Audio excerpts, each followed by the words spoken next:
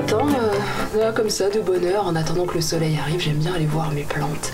Et avec l'arrosoir, pouvoir leur donner un petit peu d'eau pour qu'elles grandissent bien. J'avais envie de vous parler des plantes, parce que des fois, c'est un petit peu comme nous. Elles sont belles, elles sont vertes, elles vont bien, elles poussent bien, tout va bien. Et puis des fois, on est un petit peu plus comme ça, où vraiment on ressemble à pas grand chose et où on a plus l'impression qu'il n'y a plus rien de vivant. Tout est mort. Mais Zoé, qu'est-ce qu'on peut faire pour faire que ça change, ça? Je peux arroser. Bonne idée. Allez, vas-y. Et bah, si vous regardez bien, le fait d'arroser comme ça, c'est ce qui permet qu'on devienne vraiment verdoyant, avec plein de belles choses. Bah, vous voyez, ça me fait penser un petit peu à Dieu. Des fois, on a des belles feuilles, on est verdoyant, tout va bien. Et puis des fois, c'est pas trop la forme. Mais si on y regarde de plus près, on se rend compte d'une chose, c'est qu'il y a encore de la vie. Parce que oui, Dieu, il prend soin de nous. Cet arrosoir, cette eau qui coule, c'est Dieu qui dit « Hé, hors de question, moi je t'ai pas oublié et je vais continuer. » Alors ce matin, on va parler de ça, comment Dieu prend soin de nous. Si vous êtes prêts, on est parti, mais avant, tout le monde debout, petite séance d'étirement.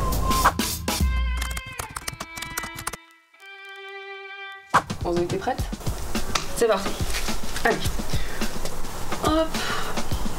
On se dégourdit un petit peu le haut du corps, voilà, la nuque, ça fait du bien. On ramasse notre corde à sauter. Hop. Voilà. La mienne est rouge. Et quelle couleur la tienne? Rouge. Ah, aussi. Bon allez, c'est parti, on y va. Attention, on va croiser. Attention, on va croiser. Pour terminer, on va chercher très loin en haut dans le ciel. On y va, on y va.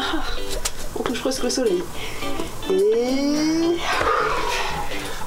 Il y a pas de sac là.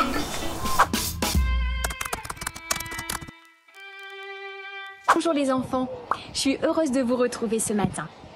Alors aujourd'hui, je vais vous apprendre un chant. Abba Père. Abba, ça veut dire papa. Parce que Dieu, c'est notre papa d'amour. Il prend soin de nous. Il veille sur nous. Il nous protège. Alors je vais vous apprendre des petits gestes. Ça va faire quand le bonheur s'en va, va, et que je reste là, ton esprit dit tout bas, que tu es mon papa, papa. C'est facile, hein? Allez, tout le monde se lève, toute la famille se lève. C'est parti.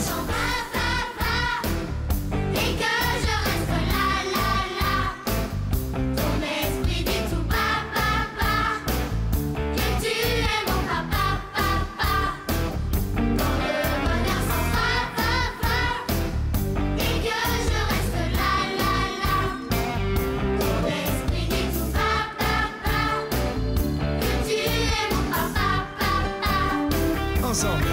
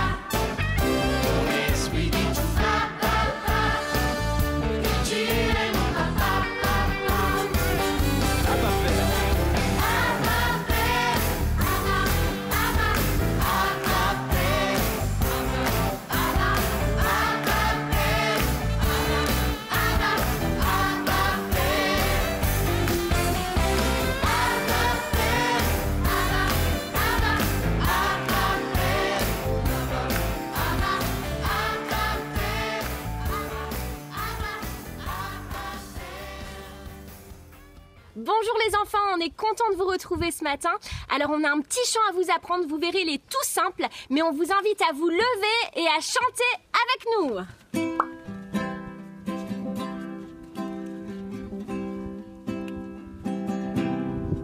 Quand Dieu est là, Je n'ai pas peur, il me tient dans ses bras. quand tout est là, il reste près de moi. Je n'ai pas peur. Quand Dieu est là, je n'ai pas peur, il me tient dans ses bras. Quand tout est noir, il reste près de moi. Je n'ai pas peur quand Dieu est là. Je n'ai pas peur parce qu'il est en haut. En haut, il est en bas. En bas, il est à gauche. À gauche, il est à droite. Je n'ai pas peur parce qu'il est en haut. En haut, il est en bas. En bas, il est à gauche. À gauche, il est à droite. Je n'ai pas peur parce qu'il est en haut. En haut, il est en bas. En bas, il est à gauche. À gauche, il est à droite. Quand Dieu est là, Je n'ai pas peur, il me tient dans ses bras. quand tout est noir, il reste près de moi. Je n'ai pas peur quand Dieu est là. Quand Dieu est là, je n'ai pas peur, il me tient dans ses bras. Quand tout est noir, il reste près de moi. Je n'ai pas peur quand Dieu est là. Je n'ai pas peur parce qu'il est en haut. En haut, il est en bas. En bas, il est à gauche. À gauche, il est à droite. Je n'ai pas peur parce qu'il est en haut. En haut, il est en bas. En bas, il est à gauche. À gauche, il est à droite. Je n'ai pas peur parce qu'il est en haut. En haut, il est en bas. En bas, il est à gauche. Il est à droite. J'ai pas peur parce qu'il est en haut. En haut, il est en bas. En bas, Il est à gauche. Il est à droite. Je n'ai pas Dieu peur. est là. Bon, j'espère que vous êtes bien réveillés. On a des invités tout à fait particuliers ce matin. Je ne vous en dis pas plus, mais ils s'appellent Lapinou et Glouglou.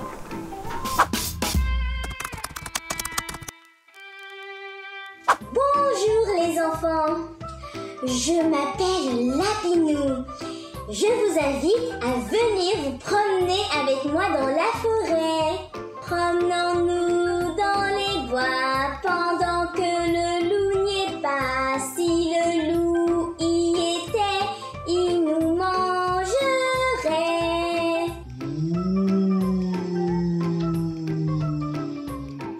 Je suis Glouglou le loup et je vais te manger.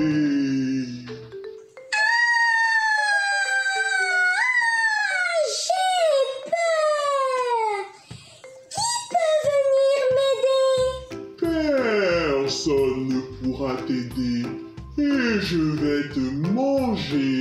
Ah si, j'ai un ami qui peut m'aider. Il s'appelle Jésus. Appelez avec moi les enfants. Jésus, Jésus, viens m'aider s'il te plaît. Ah non, pas lui.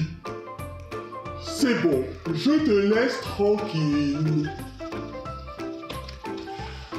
Ah, qu'est-ce que je suis contente. Jésus est mon ami et il est là tout le temps près de moi. Promenons-nous dans les bois pendant que le loup y est pas. Oh, mais c'était bien cette histoire de Lapinou et de Glouglou. Mais ça vous fait pas penser à quelque chose? Mais oui, c'est l'histoire du bon berger. Mais oui, l'histoire avec une brebis, un agneau et un berger. Mais oui, c'est dans Ézéchiel 34, verset 31. Oui, vous êtes les membres de mon troupeau. Vous êtes des hommes dont je prends soin, car je suis votre Dieu. On répète tous ensemble, les enfants? Oui, vous êtes les membres de mon troupeau. Vous êtes des hommes dont je prends soin, car je suis votre Dieu. Ézéchiel 34, verset 31. En fait, c'est comme dans l'histoire de Charles Studd.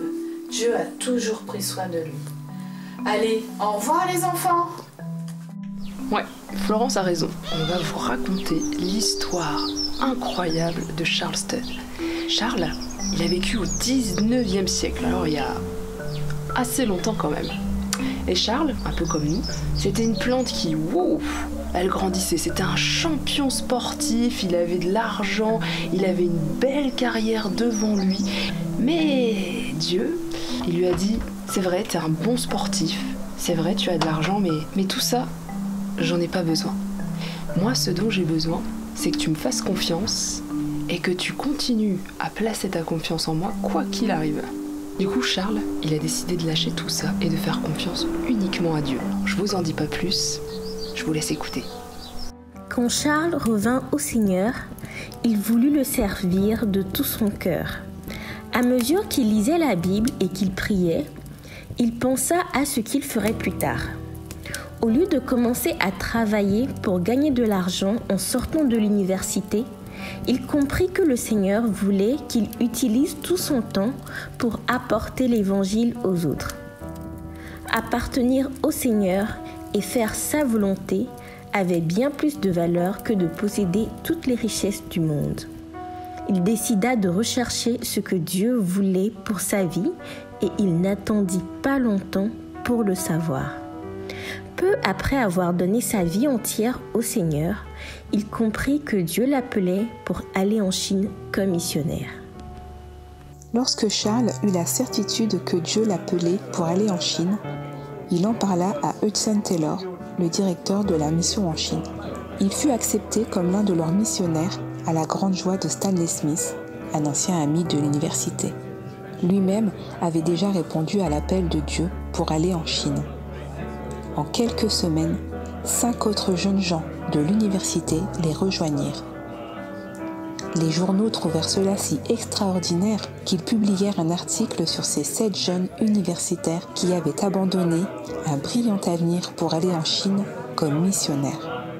Ils furent connus comme les 7 de Cambridge. Quelques professeurs chrétiens de l'université d'Edinburgh en Écosse écrivirent à Charles Studd et Stanley Smith pour leur demander de venir parler dans une réunion d'étudiants. Dieu utilisa Charles et Stanley pour s'adresser tout autant aux chrétiens. L'un d'eux était un pasteur, appelé F.B. Meyer. Il avait remarqué dans la vie de Charles Studd quelque chose de spécial, et à la fin de la rencontre, il lui demanda quel était le secret de sa vie. Charles répondit: « Le secret, le voici. Dieu a reçu de Charles Studd tout ce qu'il y avait à recevoir. » Cette parole toucha le pasteur au plus profond de son cœur, et il passa cette nuit-là en prière, demandant à Dieu de s'emparer de chaque domaine de sa vie. Et toi, peux-tu dire: Dieu a reçu de moi tout ce qu'il y a à recevoir? Laisse le Seigneur être le maître de toute ta vie, et il t'utilisera. Les 7 de Cambridge firent voile pour la Chine en février 1885, il y a presque 150 ans.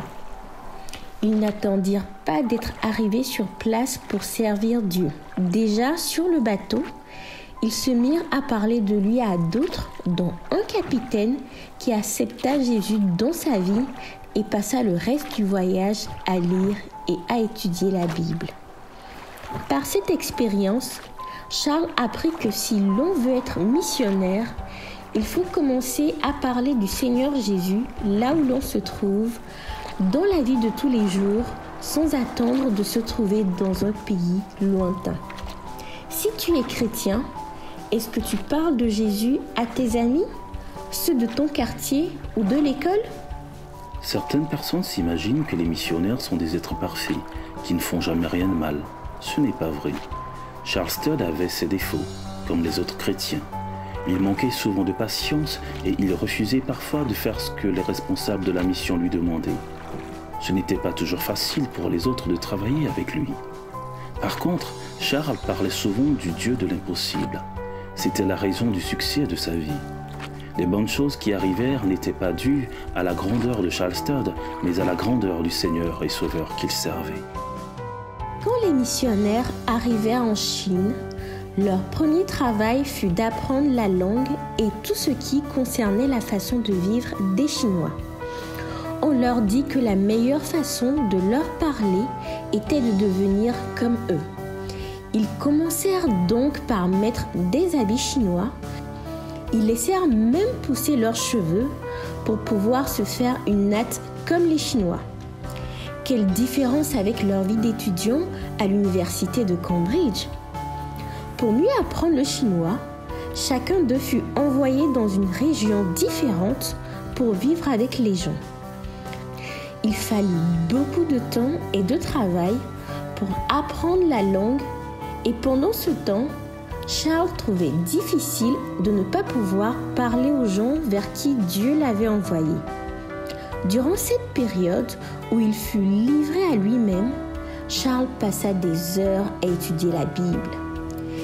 La vie était loin d'être facile en Chine en raison de son climat très chaud.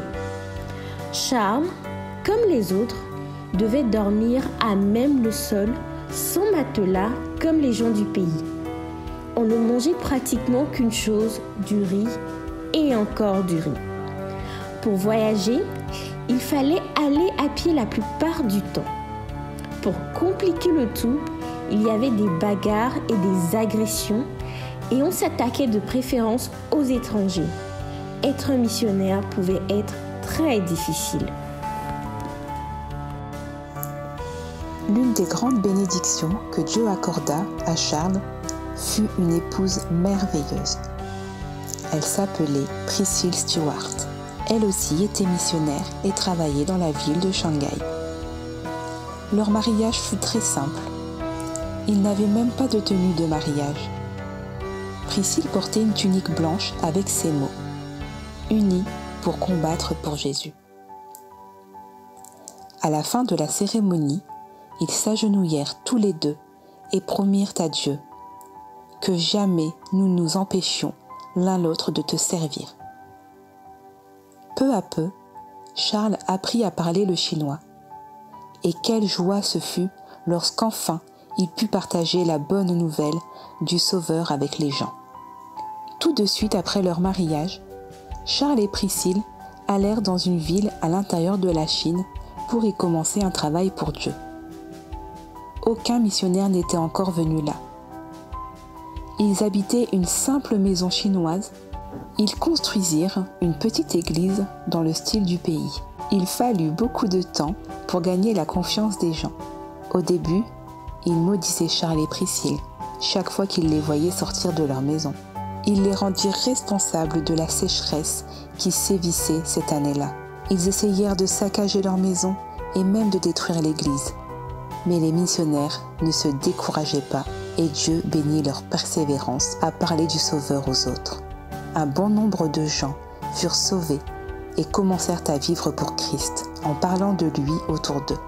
Charles et Priscilla ouvrirent une maison où les fumeurs d'opium pouvaient être aidés et délivrés de la drogue. En 7 ans, plus de 800 hommes et femmes passèrent par ce refuge pour victimes de l'opium. Beaucoup furent non seulement guéris, mais aussi sauvés. Fumer ou mâcher de l'opium était un grand fléau parmi les Chinois à cette époque. Quand ils commençaient à en prendre, au début cela ne semblait pas leur faire de mal.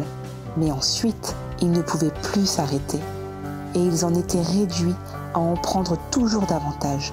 Cette habitude les rendait toujours plus faibles et inactifs. Beaucoup de gens gagnaient leur vie en vendant de la drogue. Quand quelqu'un voulait cesser de prendre de l'opium, il devait surmonter des moments difficiles. Il avait des cauchemars terrifiants et il devenait violent. Il était aussi très malade. C'était donc un travail très difficile, long et fatigant pour Charles et Priscilla, que d'aider ces gens à cesser de prendre de la drogue. Durant cette période, le Seigneur les bénit aussi en leur donnant 4 filles. Malheureusement, un garçon mourut à la naissance. Le Seigneur n'a pas promis une vie sans soucis, sans malade et sans problème. Il y eut des moments où Charles et Priscilla furent tous deux très malades et même sur le point de mourir. Mais le Seigneur les protégea et il utilisa aussi des gens pour envoyer de l'argent et la nourriture dont ils avaient besoin pour vivre. Ils purent faire l'expérience de la promesse de Dieu. Mon Dieu pourvoira à vos besoins, selon sa richesse, avec gloire par Jésus-Christ. Philippiens 4, 19. Pour certains, devenir missionnaire peut sembler une aventure passionnante. En réalité, cela comporte des sacrifices, un travail dur, souvent la solitude et le manque de confort. Pourtant, nous savons qu'il n'existe pas dans le monde un endroit plus sûr et plus confortable que d'être au centre de la volonté de Dieu pour nous. Wow, quelle histoire, c'est incroyable, non? Et encore, là, on vous a pu vous raconter qu'un tout petit bout de l'histoire. Alors si vous voulez connaître toute l'histoire de Charles Studd, surtout retrouvez-nous cet après-midi sur la page Facebook. On va vous mettre toute l'histoire avec le lien, avec vraiment toute sa vie. Vous allez voir, c'est incroyable ce que Dieu a continué de faire au travers de lui et de sa famille. Comme quoi, quand on se repose totalement sur Dieu, il se passe des choses incroyables. Il y a peut-être des choses qui vont être difficiles, c'est vrai. Ce qui est sûr, c'est que quand on est dans la main de Dieu, on sait qu'on est à la bonne place et qu'il va prendre soin de nous. Alors, je sais pas vous, mais moi le chant où tout à l'heure Isabelle avait chanté Abba Père, je me dis que ce serait vraiment chouette qu'on puisse le réentendre. Et ce qui est super, c'est que là c'est Paul avec son papa qui a pu chanter ça. On l'écoute tout de suite. On y va ?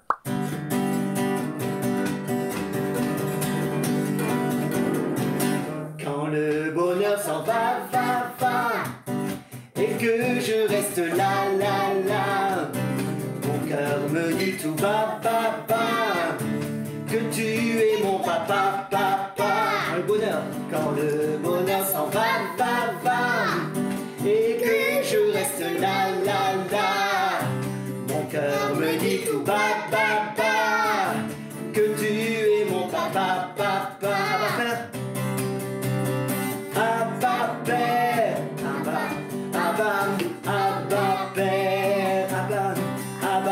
Abba Père, que tu es mon papa.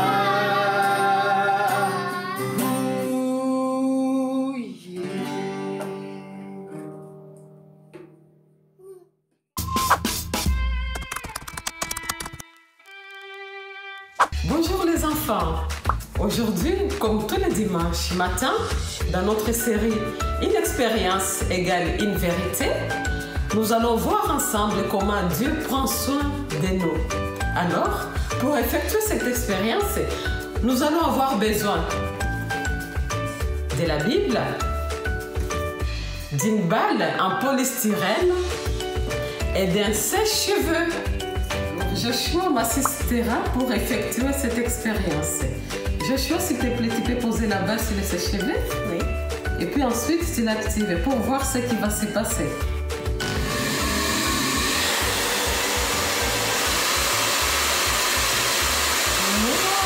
Oh, merci Joshua. Les enfants, je ne sais pas si vous avez observé comme moi, j'ai remarqué que la balle reste en équilibre tant qu'elle reste alignée dans le courant du sèche-cheveux. Nous allons observer maintenant ce qui se passe quand la balle n'est pas alignée dans le courant du sèche-cheveux.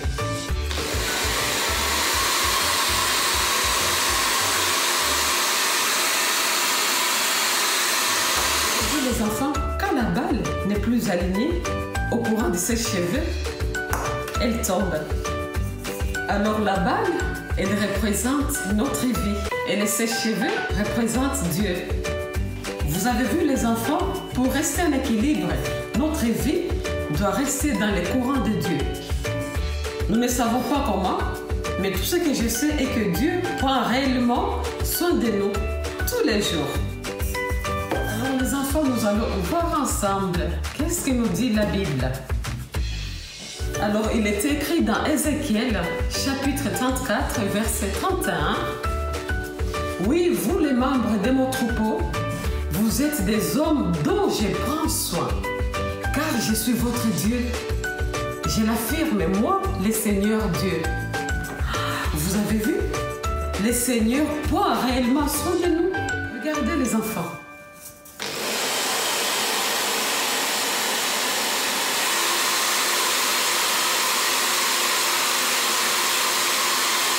Vous avez vu les enfants, quand on reste dans les courants de Dieu, rien ne peut nous atteindre. Alors, Comme Dieu prend soin de nous, prenons aussi soin des autres. Je compte sur toi, tu restes accroché dans les courants de Dieu. Au revoir. Bonjour les enfants, je vous ai préparé un petit jeu pour apprendre le verset du jour. Vous allez voir, il est très simple. À côté de moi, vous voyez apparaître une grille avec toutes des lettres. Vous la voyez? Donc c'est très simple, ça se lit comme un livre, de haut en bas et de gauche à droite. Il y a toutes des lettres. Vous ne vous occupez pas des X, Y et Z. Vous lisez que les autres lettres. Vous lisez comme si vous lisez un livre et vous allez voir apparaître le verset. C'est génial. Je vous laisse quelques secondes pour le faire.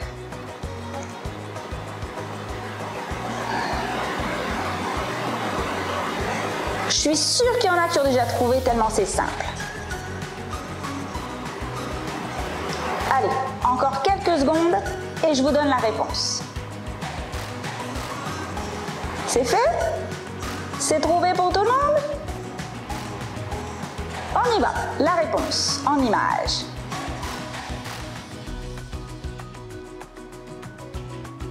Je prends soin de vous car je suis votre Dieu. Ézéchiel 34, 31.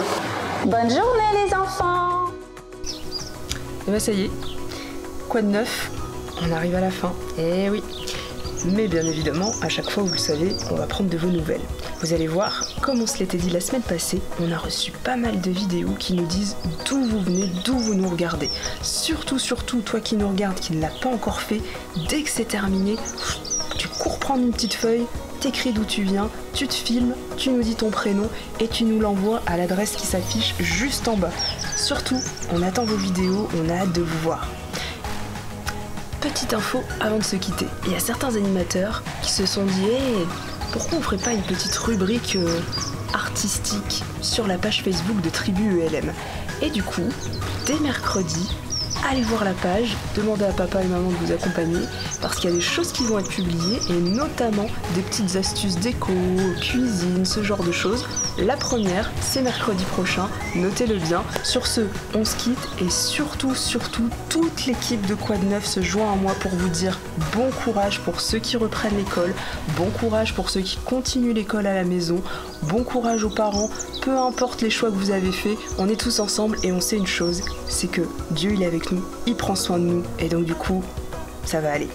À la semaine prochaine.